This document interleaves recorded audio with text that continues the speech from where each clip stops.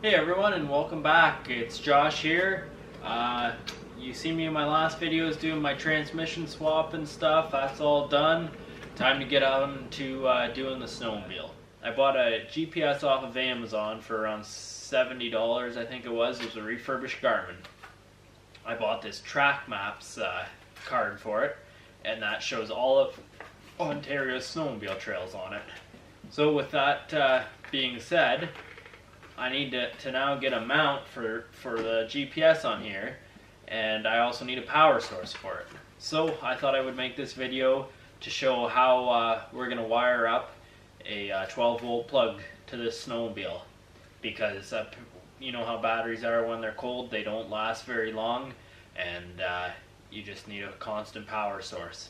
So there's two options. You can wire it up, so this is the plug is switched with say your heated visor and everything, but that really isn't good. A lot of guys complain about when they stop and they shut it off, their GPS will shut off too with the power source, so that's no good. And then you always got to reboot the thing. So I think I'm going to run straight to the battery. So we're just going to go over what you need, and in this one we're just going to be doing the GPS wiring, and I'll make another video after on mounting the GPS and letting you guys know how it works. So coming up to the sled here, there is a pre-cut hole here on these Skidoo 1200 XRs, and I think on the XPs they're like this too. If yours doesn't have one installed and you need this, it'll be a flat spot here. You're gonna have to drill a hole. I already drilled the hole, and it's just a simple hole saw, and you just shove that through, tighten the piece on the back, and then you wire it up. So that being installed already, we're going to get on to what you need to do for wiring. What you're going to need for this is you're going to need some positive wire and some negative wire, which are the colors red and black for ground, or your negative, or you can use yellow. A lot of people are going to yellow standard for ground to distinct it that it's 12 volt rather than 120 volt, especially on boats because you have both systems on there, and a lot of people were having deadly accidents with it, so that's why in the marine industry they went to yellow for ground. So I have black wire around here, so that's probably just what we're going to use. So anyways, you're going to need, I don't know, probably about 3 feet of wire, and on the back of this 12 volt connector, I just have those flat tab spade connectors, which I'm not the biggest fan of, but that's what's on there, and that's what you got to use. There's no other way to attach to it. I would have preferred if there was a pigtail out and I could have butt connected to it, but that's what you got to do. Anyways, you're going to need a fuse. Guys, when you're buying a fuse, I really recommend getting this type of fuse. I honestly cannot remember the name of these fuses now. I think they're AGC or something. Anyways, I really like these fuses because they seal up. You can seal the top on them. They have a nice tight fit. Doesn't matter what brand it is. Some of them are cheap, but get like a marine fuse or something. They seal up tight. You're not going to get corrosion. You can get those fuse holders for the glass fuses.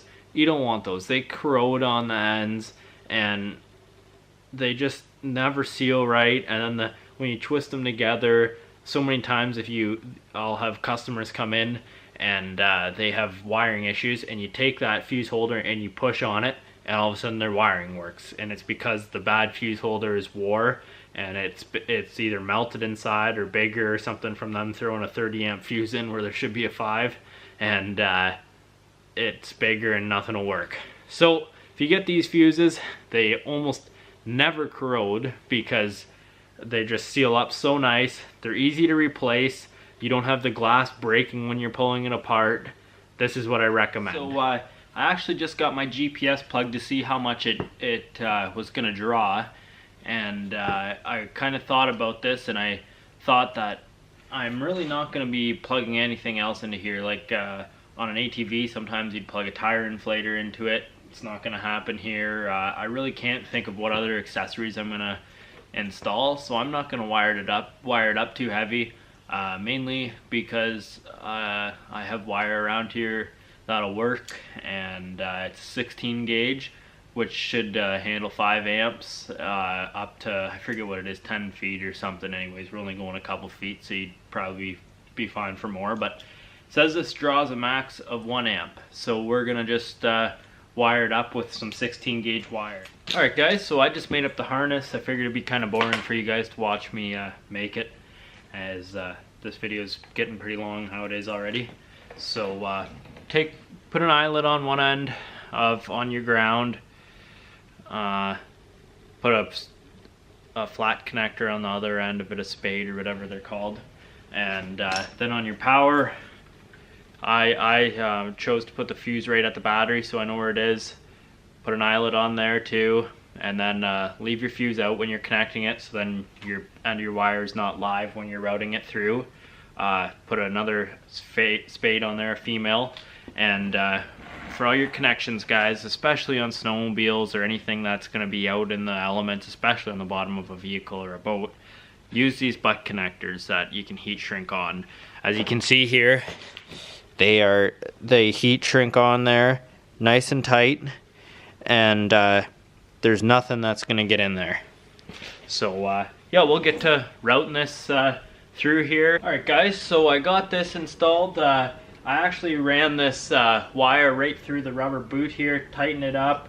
The negative here I run up there, and then I tucked them in behind here. We're gonna zip tie it to the side of this harness up here, and it's just perfect.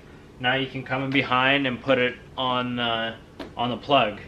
One thing that I wanted to say though is on the end of these spade connectors, you'll find that they're very loose. So I usually just take a pair of wires, side cutters or something, and just give them a little pinch here, and that'll tighten it right off, because a lot of times these plugs will slide off, and that's the reason I don't like them, and I would have rather had pigtails coming off that, but this is a way to make them stay on, is just give them a little pinch. They're harder to get on, but they'll stay on then.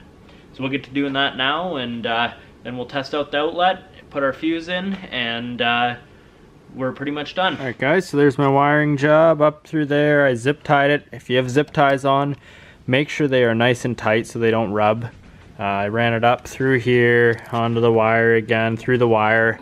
Here I had nothing really to attach to, so I had to skip up and over. I left a little loop. For anybody that knows, I always like to leave a few extra inches just in case you ever have to move something or you're working on something. You can just pull those wires out of the way and put them back. Never hurts. And then once you get up in here to your plug, there they are.